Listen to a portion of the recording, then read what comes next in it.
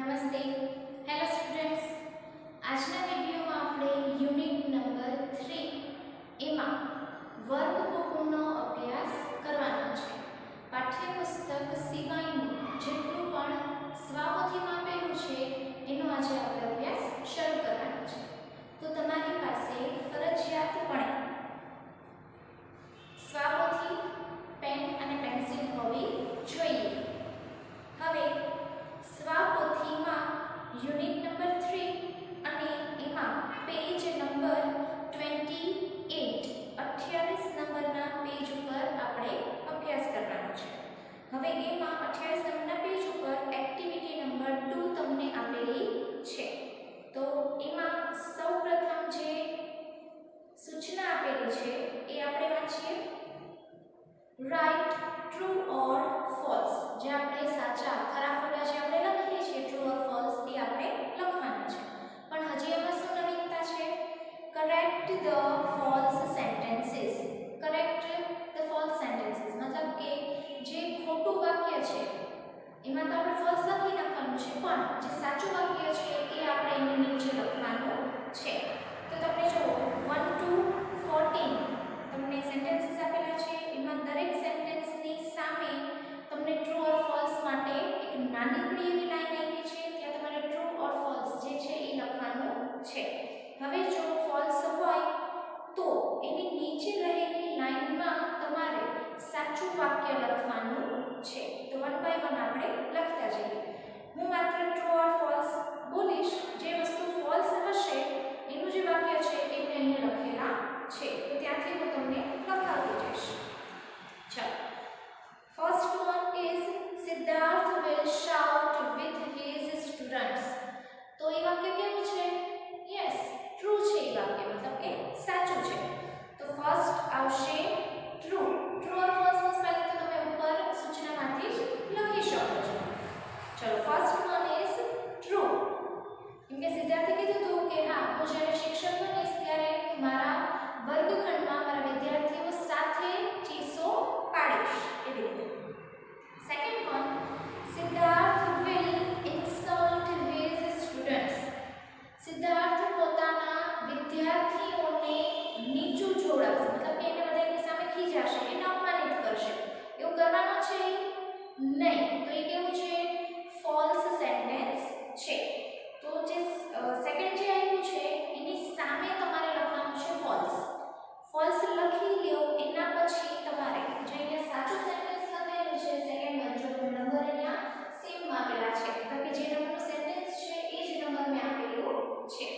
તો સેકન્ડ નંબરનું જે સેન્ટેન્સ છે એમાં તમારે લખવાનું છે Siddharth will never insult his students. Siddharth will never insult his students.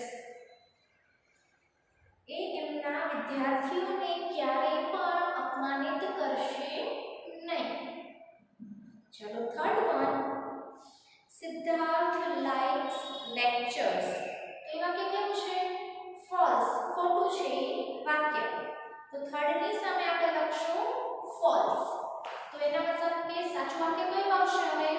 તો એમાં સાચા વાક્યમાં આવશે સિદ્ધાર્થ ડિસલાઇક્સ. લાઇક્સ અને ડિસલાઇક મતલબ કે પસંદ કરવું અને ના પસંદ કરવું એવી રીતે.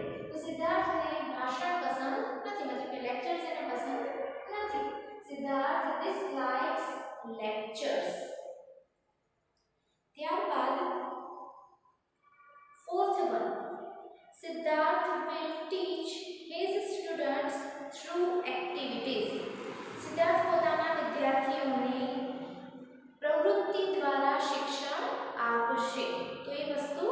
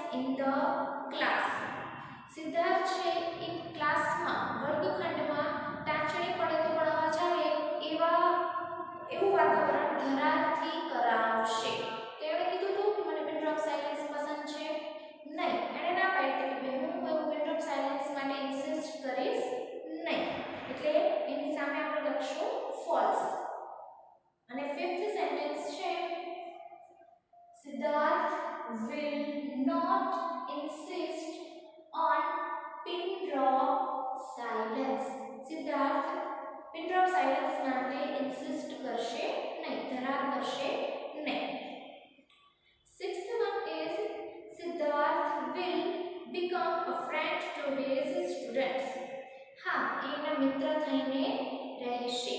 તો it's a true. 6th one is true. 7th, Eva will learn sky gazing. Eva છે sky gazing શીખશે. તો એ સાચું છે. ઈવાએ કીધું હતું ને કે હું જ્યારે મોટી થઈશ, હું જ્યારે મારી ઓર્ગેનાઇઝેશન શરૂ કરીશ ત્યારે હું સ્કાય ગેઝિંગ પણ શીખી લઈશ. તો it's a true. 7th is true. 8th one, Eva will not earn good money. Eva સારા પૈસા કમાશે નહીં. સારા કે ખરાબ મતલબ કે સારા વધારે પ્રમાણમાં પૈસા કમાશે નહીં. તો એ કેવું વાક્ય છે? ફોલ્સ. કેમ કે આ વસ્તુ સારા પૈસાવાળી છે એમ. તો Eva will earn good money. Eva will earn good money. Eva સારા એવા પૈસા કમાશે આનાથી. ત્યારબાદ 9th one, the boys and girls came to see flocks of egrets. મતલબ કે પક્ષીનું નામ છે egrets. તો જે ગર્લ્સ અને બોયઝ જે આવ્યા હતા, મતલબ કે ઈવા જ્યારે એના કાકાના ઘરે ગઈ હતી તો એને ત્યાં જે બોયઝ અને ગર્લ્સનું જે આખું ગ્રુપ આવ્યું હતું એ શું જોવા માટે આવ્યા હતા? ત્યાં ફ્લેમિંગોઝ મતલબ કે સુરખાબ જોવા ત્યાં આવેલા હતા. તો આમાં આપણે શું લખશું? ફોલ્સ.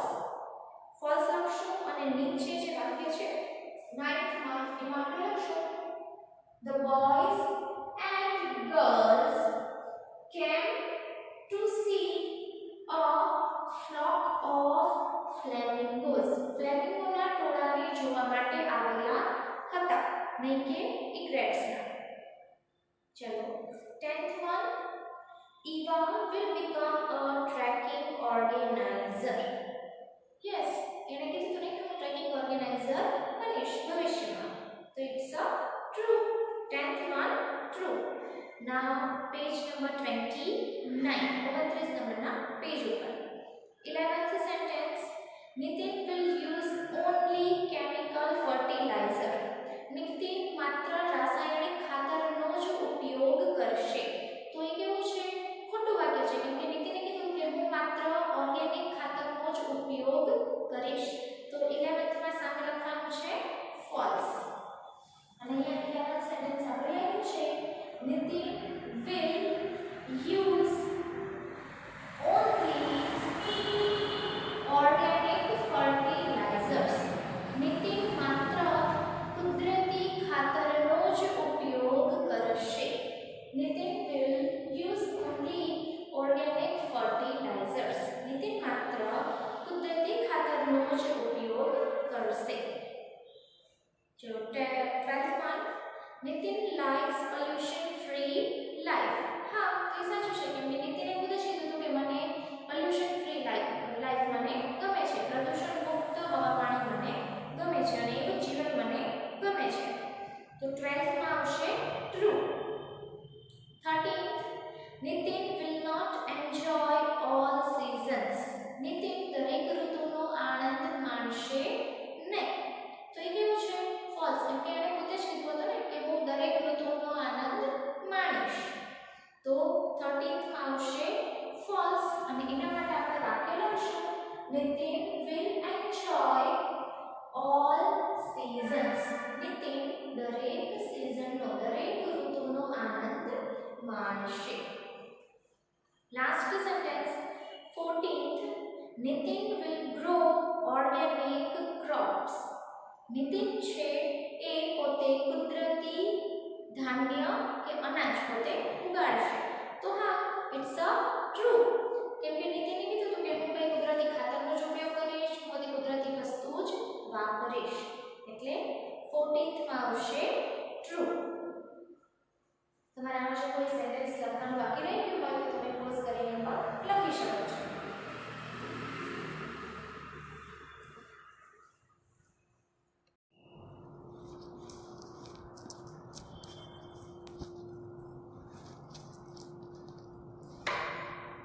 ત્યારબાદ એક્ટિવિટી નંબર 3 આપેલી છે. એની સૂચના છે write the sentences as shown in the example.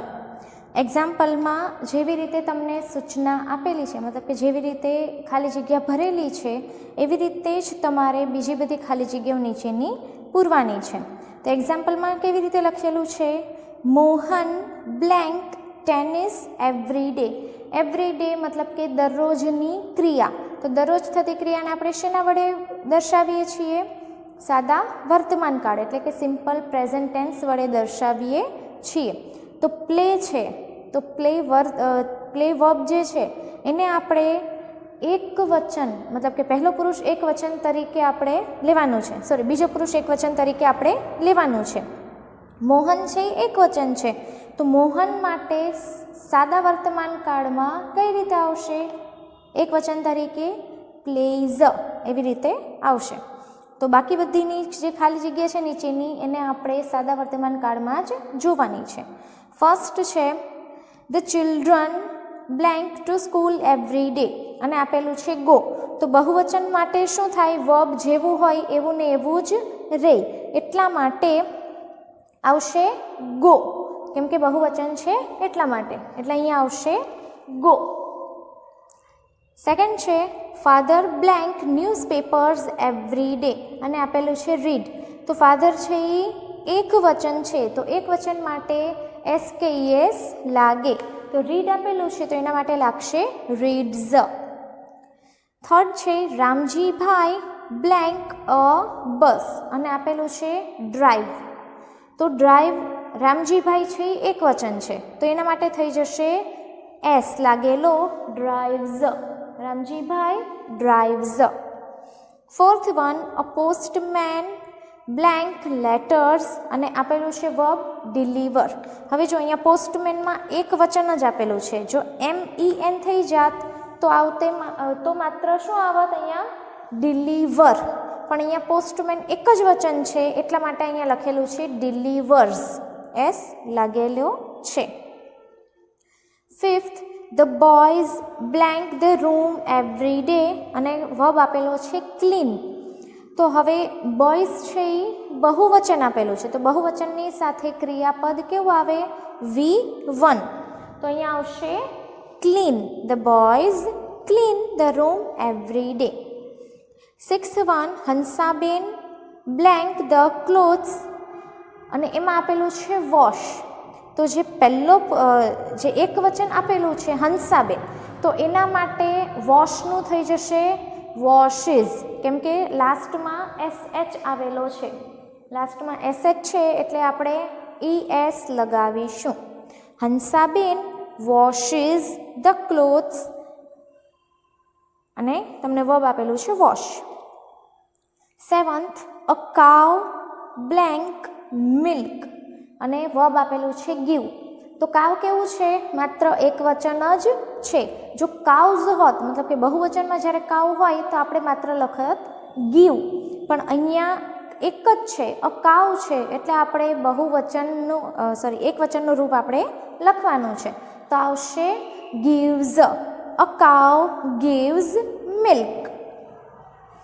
Eighth one the students blank the library every afternoon અને આપેલું છે વિઝિટ. વિઝિટ મતલબ કે મુલાકાત લેવી. તો જુઓ અહીંયા એક વચન નથી પણ બહુવચન છે, સ્ટુડન્ટ્સ છે એટલે થઈ ગયું બહુવચન. ધ સ્ટુડન્ટ્સ વિઝિટ બહુવચન છે એટલે આવશે V1. The students visit the library every afternoon. Ninth one Manubhai blank the bell અને આપેલું છે વર્બ રિંગ. હવે મનુભાઈ કેવું છે? માત્ર એક વચન જ છે એટલે આવશે રિંગનું થઈ જશે રિંગ્સ, વગાડે છે. મનુભાઈ રિંગ્સ વગાડે છે એવી રીતે the bell. And last one mother blank food every day અને વર્બ આપેલું છે કુક મતલબ કે રાંધે છે. તો મધર છે એ કેવું છે? એક વચન છે, તો એક વચનની સાથે કેવું આવશે? SKES વાળું, તો કુકને લાગશે S, cooks. Mother cooks food every day. ચાલો એના પછી ફોર્થ વન છે write the sentences as shown in the example. એમાં પણ એવી રીતે જ છે, પણ એમાં અલગ રીતે તમને આપેલું છે. હવે જો એમાં એક્ઝામ્પલ કઈ રીતે આપેલું છે તમને. એક્ઝામ્પલમાં લખેલું છે દીપક કોટ ધ બોલ, અને કૌંસમાં આપેલું છે તમને વર્બ કેચ. કેચનું અહીંયા લખેલું છે એણે કોટ, તો મતલબ કે આ થયું V2, મતલબ કે ભૂતકાળનું રૂપ. V2 છે એ ભૂતકાળનું રૂપ છે, મતલબ કે આ સાદો ભૂતકાળ આપેલો છે. એટલે આપણે નીચેની બધી જ જે ખાલી જગ્યા છે એ સાદા ભૂતકાળમાં આપણે પૂરવાની છે. હવે ફર્સ્ટ આપેલું છે Miraben blank clothes last evening. ગઈ સાંજે મીરાબેને કપડાં ધોયા. વોશ આપેલું છે તો વોશનું થઈ જશે વોશ્ડ. મીરાબેન વોશ્ડ, એવી રીતે થઈ જશે. સેકન્ડ છે ફરીદા બ્લેન્ક હોમ યસ્ટરડે, અને કૌંસમાં આપેલું છે કમ, તો કમનું થઈ જશે કેમ. જે ભૂતકાળનું રૂપ આપણે V2 બનાવીએ છીએ તે. V2 માટે તો તમને યાદ જ છે કે આપણે કોઈ જાતનું એક વચન કે બહુવચન જોવાનું નથી. એમાં તો એક વચનમાં પણ V2 સેમ જ આવે અને બહુવચનમાં પણ V2 સેમ જ આવે છે. એમાં એવું નથી કે એક વચનમાં SKES લાગે કે ED લાગે અને આમાં નથી લાગતું બહુવચનમાં, એવું કાંઈ છે નહીં.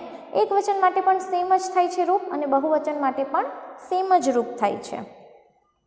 ત્યારબાદ છે ફરીદા કેમ હોમ યસ્ટરડે.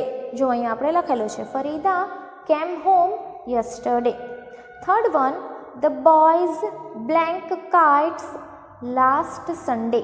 ગયા રવિવારે છોકરાઓએ પતંગ ઉડાડ્યા, કે કાઇટ્સ છે, હા પતંગ ઉડાડ્યા. તો ફ્લાયનું થઈ જશે ફ્લ્યુ. ઉડાડ્યા એટલે આપણે લખશું ફ્લ્યુ, FLEW. fourth one રચના બ્લેન્ક અ રંગોલી યસ્ટરડે. રચનાએ ગઈકાલે એક રંગોળી દોરી. તો ડ્રોનું થઈ જશે ડ્ર્યુ, DREW, ડ્ર્યુ મતલબ કે દોરી.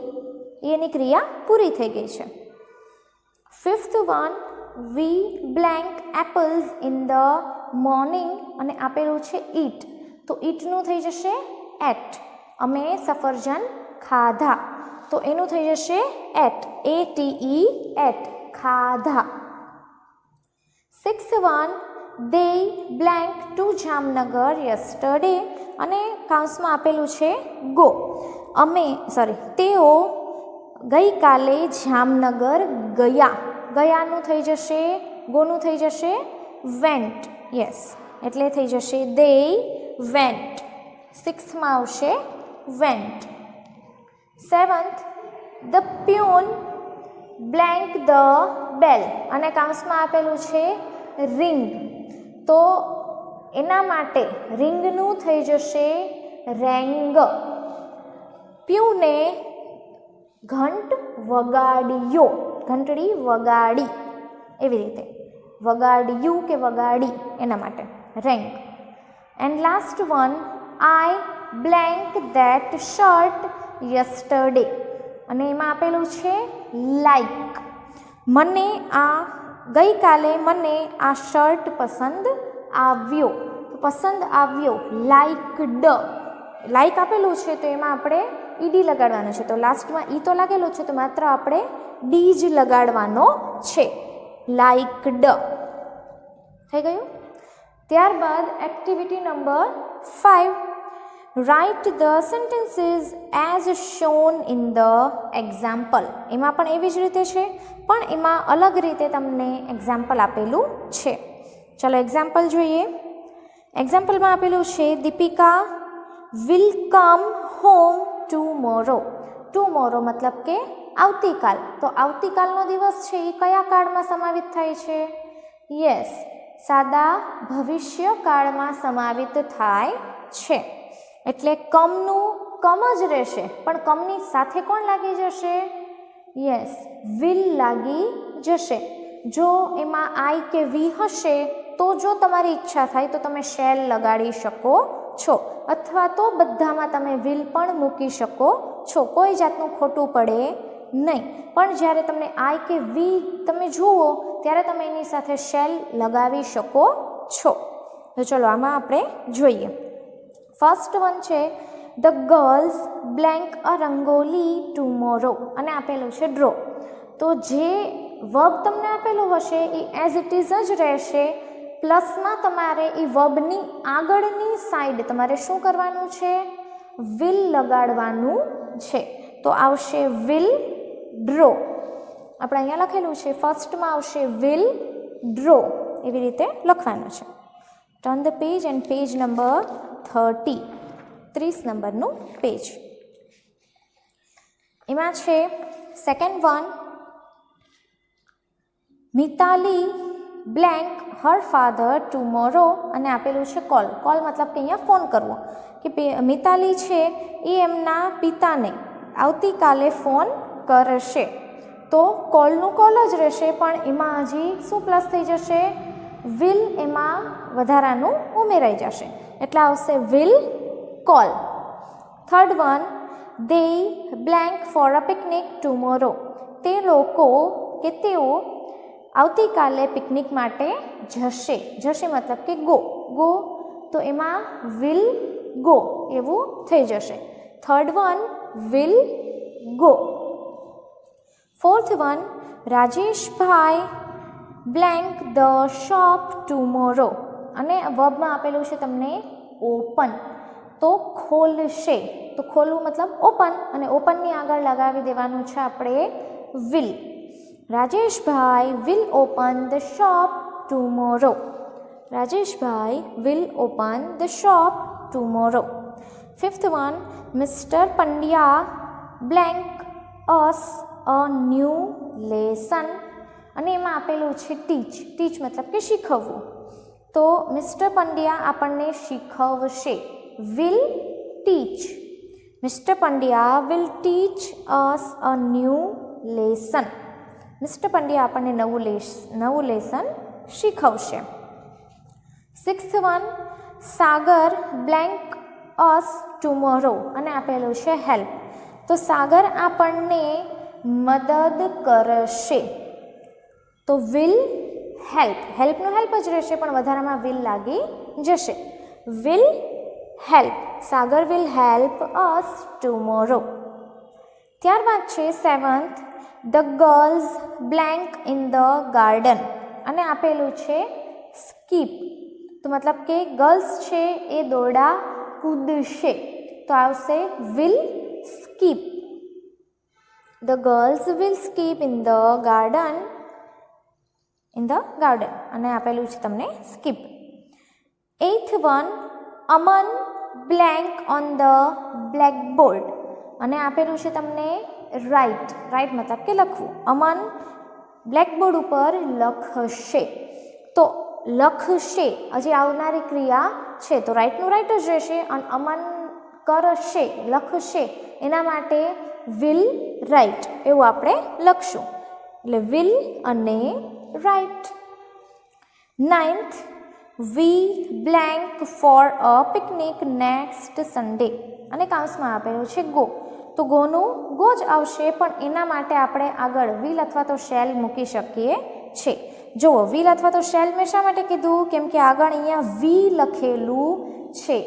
વી અને આઈ આવે તો તમે શેલનો ઉપયોગ કરી શકો છો. આપણે બીજી બધી જ ખાલી જગ્યામાં વિલ લખેલું છે, પણ અહીંયા તમે તમારી મરજી મુજબ શેલ અથવા તો વિલ લખી શકો છો.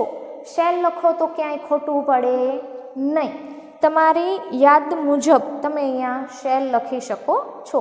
વિલ અહીંયા લખશો તો કોઈ જાતનું ખોટું પડશે નહીં, પણ તમને જો લખવાનું મન થાય તો શેલ અથવા તો વિલ એમાંથી કોઈ પણ બંનેમાંથી એક લખી શકો છો. તમને યાદ રહે કે વીમાં શેલ આવે છે, એટલા માટે મેં અહીંયા વીની સાથે શેલનો ઉપયોગ કરેલો છે. શેલ ગો અથવા તો વિલ ગો.